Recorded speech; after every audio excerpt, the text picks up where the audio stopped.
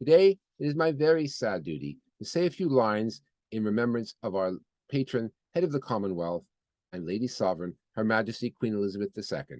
She was a colossus who bestrode the global stage, yet at her heart was truly more at home in the country with her beloved corgis and horses.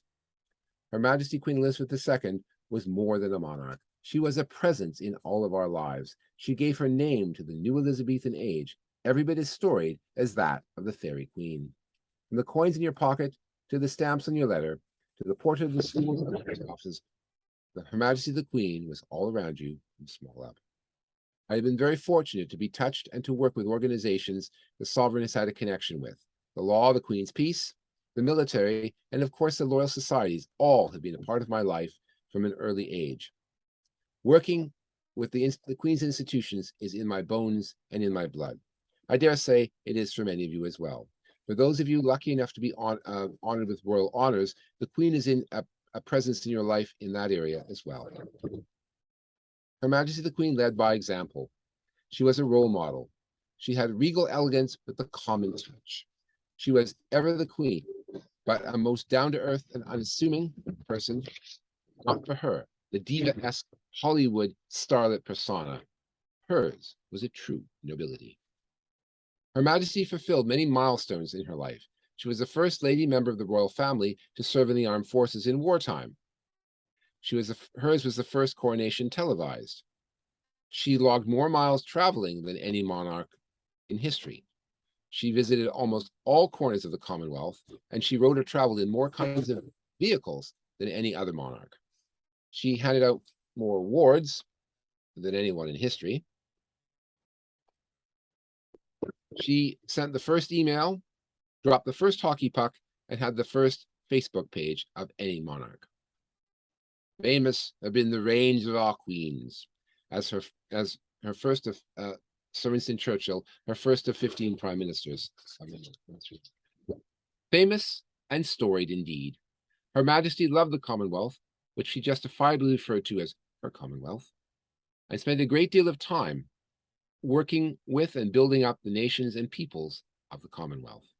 She is respected and beloved throughout it. Her passing leaves a great void in our hearts throughout the Commonwealth.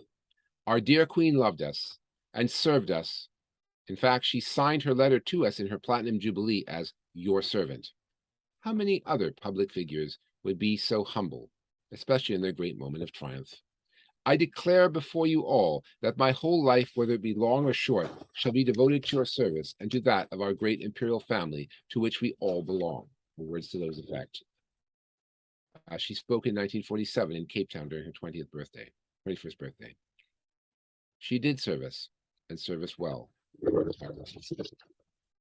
Looking back on a life of service, of example, of achievement, of warmth and elegance, and above all duty and stability, one thing shines through. Her Majesty was a consummate professional, ever the Queen, but also ever interested in the human condition and in those she met, whether they had one leg, two legs, or four. As we begin to draw the curtain on what is the storied new Elizabethan age, we pause to reflect upon the life of this amazing person, this most amazing of individuals. Most of us have never known another monarch. She has become an iconic presence to us all. New challenges, opportunities, and adventures await us as the new reign unfolds. However, we will never forget this special individual who touched our lives in so many ways and was always there, and whose reign and presence defined stability in an ever-changing world. From corgis to coronets, from ponies to prime ministers, from her coronation being televised to her viewing of Coronation Street, the Queen was at once a royal and a member of the global elite, arguably at the top of it for some 70 years, but also someone with the common touch, and above all, a love of the real world of people and particular creatures.